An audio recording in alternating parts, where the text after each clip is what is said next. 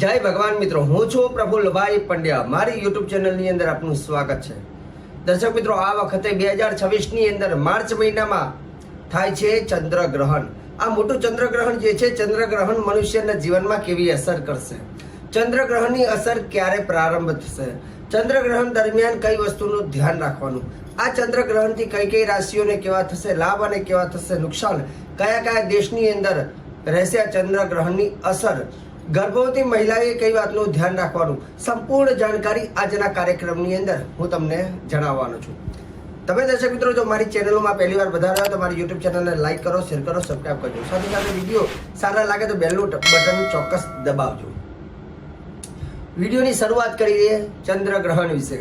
મિત્રો, ચંદ્રગ્રહણ જે છે એ ખાસ કરીને ચંદ્રમાં મનસો જાત ચક્ષોહ સૂરજો જાયત, ચંદ્રદેવ જે છે મનુષ્યના મન ઉપર અસર કરે છે. સૂર્યગ્રહણ, સૂર્ય આત્મા, સૂર્યગ્રહણ એ મનુષ્યના વિલ પાવર, એના હૃદય ઉપર અસર કરે છે. કેમ કે હૃદયને આપણે સૂર્ય કહીએ અને ચંદ્રને મન કહીએ. વેદમાં પણ ઉલ્લેખ છે, ચંદ્રમાં મનસો મંત્ર લખ્યું છે. ચંદ્ર દરેક વ્યક્તિના મન ઉપર અસર કરે છે. તો આ ચંદ્રગ્રહણથી કોને કોને કેવી થશે અસર અને એની સાથે સાથે જીવનમાં કઈ બાબતોનું ધ્યાન રાખવું, તો એ બધી વસ્તુ પણ તમને જાણવા મળશે. પહેલા તો એ જાણીએ કે ચંદ્રગ્રહણ છે કઈ તારીખે. આ ચંદ્રગ્રહણ આ વખતનો 3 માર્ચ 2026 અને મંગળવારના દિવસે છે ચંદ્રગ્રહણ. ચંદ્રગ્રહણ ક્યાં દેખાશે? તો આ ચંદ્રગ્રહણ ભારત દેશની અંદર, એશિયા, ઓસ્ટ્રેલિયા, આફ્રિકા અને યુરોપના દેશોની અંદર ચંદ્રગ્રહણની અસર જોવા મળશે. ચંદ્રગ્રહણ જ્યારે લાગે છે ત્યારે પહેલો પ્રશ્ન એ લાગે છે કે સૂતક કાલ ક્યારથી ચાલુ થાય છે અને ગ્રહણનો સમય શું છે.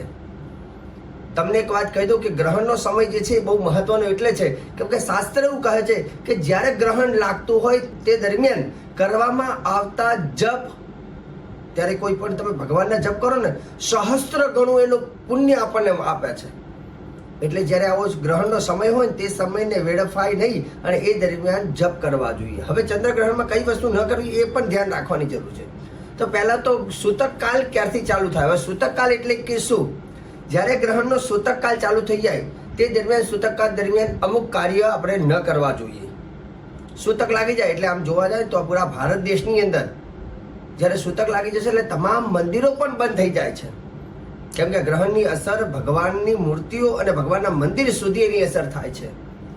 એટલે તમામ મંદિર જે છે એ સવારે 7 વાગે એ આરતી થયા બાદ સવારે સૂતક કાળ જે ચાલુ થાય છે 9:39 ત્યારે પછી સૂતક કાળ દરમિયાન મંદિરો પણ બંધ થઈ જશે.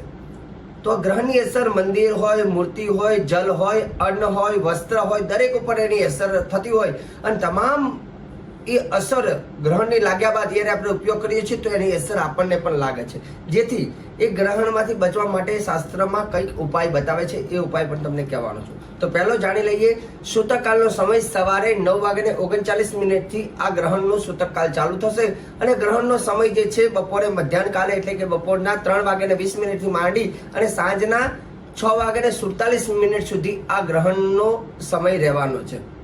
આ ગ્રહણ દરમિયાન બને ત્યાં સુધી પૂજા પાઠ, યાત્રા અથવા કોઈ શુભ કાર્ય ન કરવું, અન્ન અને અન્નનું ગ્રહણ, જલનું ગ્રહણ ન કરવું, ગાડી રસ્તામાં તમે ગાડી લઈને જતા હો તે દરમિયાન બને ત્યાં સુધી ધ્યાન રાખવું અથવા ગાડી ન ચલાવવી, વાદ વિવાદ ન કરવા, ગર્ભવતી મહિલાઓએ ખાસ કરીને પોતાના ગર્ભનું ધ્યાન રાખવાનું અને કોઈ જગ્યાએ મહત્વની મીટિંગ તમે કરતા હોય તો ગ્રહણ દરમિયાન મીટિંગ ન કરવી. કેમ કે આ કરવાથી તમારે મીટિંગ કાર્ય પણ બગડી શકે છે. એવું કહે છે ગ્રહણ દરમિયાન આકાશમાંથી નેગેટિવ એનર્જી આવતી હોય છે અને નેગેટિવ એનર્જીથી તમારું કાર્ય બગડી જતું હોય છે. ગ્રહણ જ્યારે ચાલુ થતો હોય ત્યારે એ પહેલાં સ્નાન કરવું જોઈએ અને ગ્રહણ દરમિયાન બને ત્યાં સુધી અન્ન, જલ, શયન વગેરે ક્રિયા તમારે ન કરવી જોઈએ. એવું કહેવાય છે કે જે વ્યક્તિ ગ્રહણ દરમિયાન ભોજન કરે છે તે નરકમાં જાય છે. હું નથી કહેતો, શાસ્ત્રમાં છે, પ્રમાણ મારી પાસે છે. ગ્રહણ દરમિયાન શયન ન કરવું જોઈએ. ગ્રહણ દરમિયાન બને ત્યાં સુધી અન્ન અને જલનું ગ્રહણ પણ ન કરવું જોઈએ. મિત્રો, ગ્રહણ વખતે શાસ્ત્રમાં જે લખ્યું છે તે દરેક વસ્તુ અમે કહેતા હોય પણ ઘણા લોકોના મત અલગ હોય.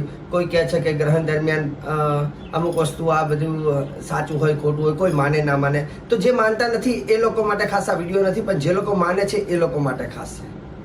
કેમ કે જેને ગ્રહણથી કોઈ ફરક પડતો નથી તો એમને પારવું કે ન પારવું એ વ્યક્તિગત મામલો છે. પણ હંમેશા અમે અમારા વિડીયોની અંદર શાસ્ત્ર પ્રમાણિત વાત કરીશું. કેમ કે જે લોકો પારવા માંગતા હોય, જે લોકો જાણકારી મેળવવા માટે માંગતા હોય, તો એ લોકોને ઉદ્દેશીને જ ખાસ અમે વિડીયો બનાવ્યો છે કે એ લોકો શાંતિથી એમને જાણકારી લેવી છે, તો એના માટે વિડીયો છે. શાસ્ત્રનું પ્રમાણ જે આપ્યું છે ગ્રહણને લઈને, અને એ પ્રમાણને સંસ્કૃતમાં વાંચન કરીને તમારી સામે અમે વિડીયો લાવીએ છીએ, જેથી સરળતાથી લોકોને ગ્રહણનું સૂતક અથવા એના જપ કરવા હોય તો એ દરમિયાન કરી શકે. હવે બીજા નંબરની વસ્તુ, ગ્રહણની અસરથી મુક્તિ માટે હમણાં મેં કહ્યું તે પ્રમાણે કંઈક ઉપાય છે. તો હું તમને કહી દઉં કે ગ્રહણ જે છે એ પ્રક્રિયા કેમ લાગે છે એના માટે પણ એક શાસ્ત્રમાં કથા છે કે જ્યારે સમુદ્ર મંથન થયું, સમુદ્રમાંથી અલગ અલગ બધી વસ્તુઓ નીકળી હતી, ત્યારે ભગવાને મોહિની સ્વરૂપ ધારણ કરી દેવતાઓને અમૃત પીવડાવ્યું હતું, દાનવોને મદિરા અને અલગ અલગ દ્રવ્ય બધા અર્પણ કર્યા હતા. ત્યારે તે વખતે રાહુ નામનો દાનવ દેવતાનું સ્વરૂપ લઈ સૂર્ય ચંદ્રની વચ્ચે આવીને બેસી જાય છે અને અમૃત જ્યારે પીવડાવે છે ભગવાન, ત્યારે તે વખતે અમૃત પાન કરે છે.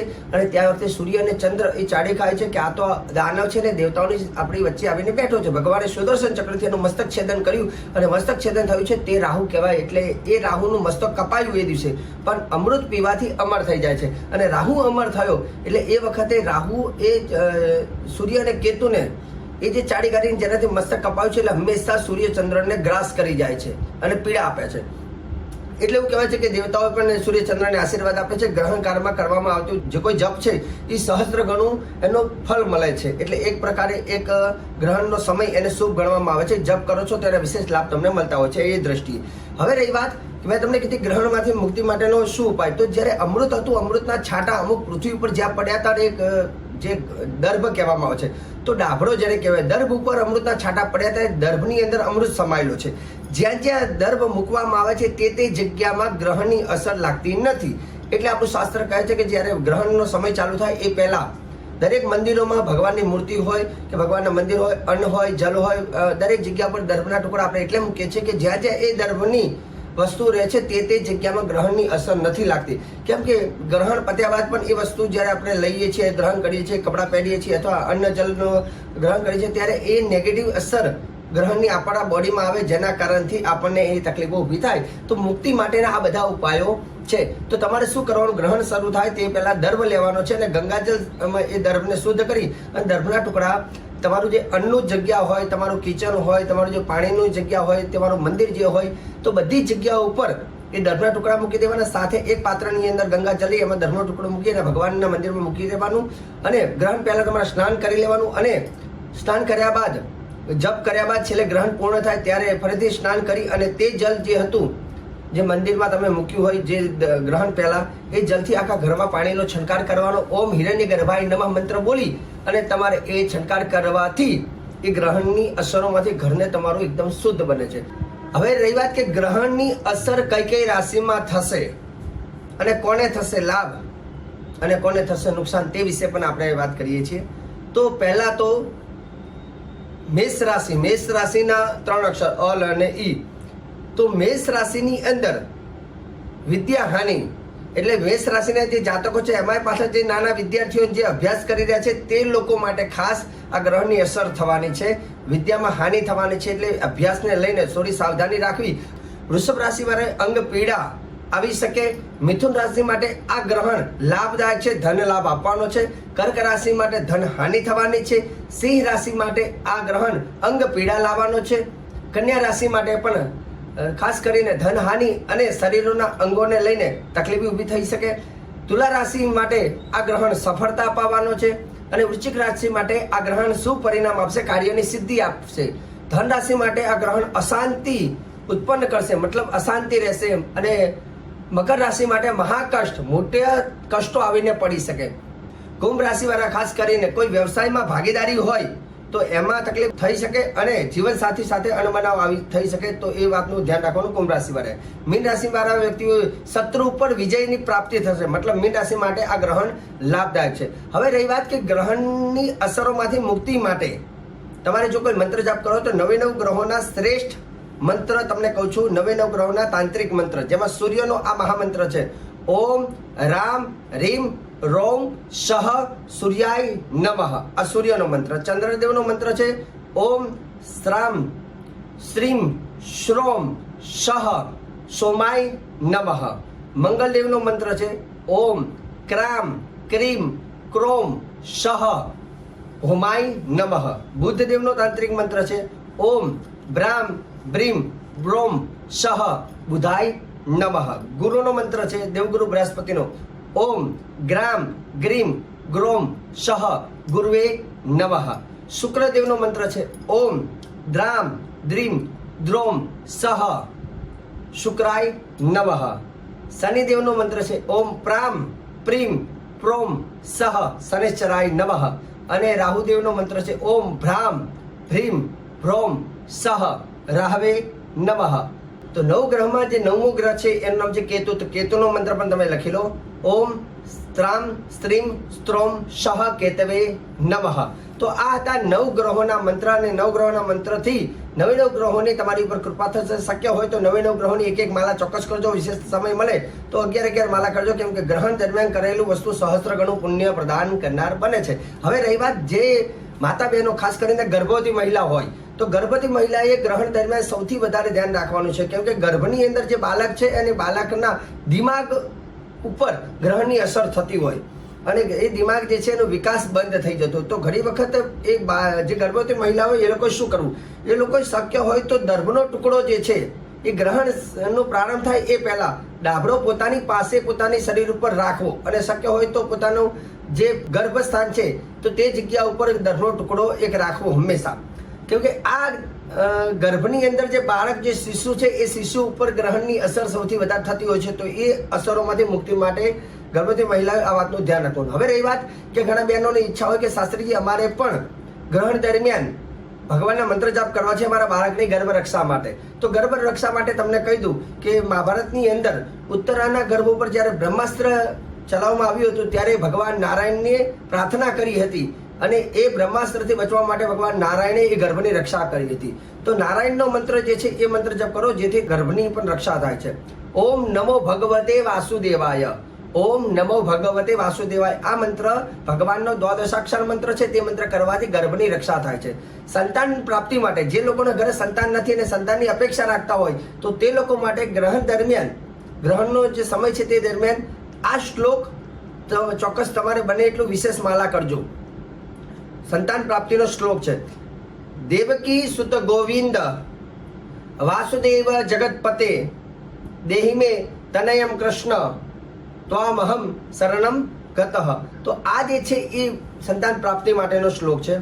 જે લોકોને પાપમાંથી મુક્તિ માટે ઉપાય કરવો હોય તો વિષ્ણુ સહસ્ત્રનો પાઠ કરો જેનાથી પાપમાંથી મુક્તિ મળે છે. જેના જીવનમાં બહુ વિઘ્ન આવતા હોય તો વિઘ્નહર્તા એવા ભગવાન ગણેશજીના મંત્ર જાપ ઓમ ગંગ ગણપતાય નમઃ ઓમ ગંગ ગણપતાય નમઃ આ મંત્રનો જાપ કરો જેનાથી તમારા જીવનના વિઘ્ન દૂર થઈ ગયા છે.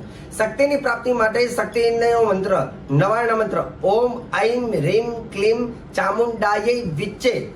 આ જે છે નવાર્ણ મંત્ર તે શક્તિની પ્રાપ્તિ માટે. ધન પ્રાપ્તિ માટે ઓમ મહાલક્ષ્મી નમઃ. અને જેના જીવનમાં બહુ ડર અને ભય લાગતો હોય એને હનુમાન ચાલીસાના પાઠ કરવા, જે કરવાથી ગ્રહણ દરમિયાન તમને જબરજસ્ત એનો શક્તિ પ્રભાવ પ્રાપ્ત થાય છે.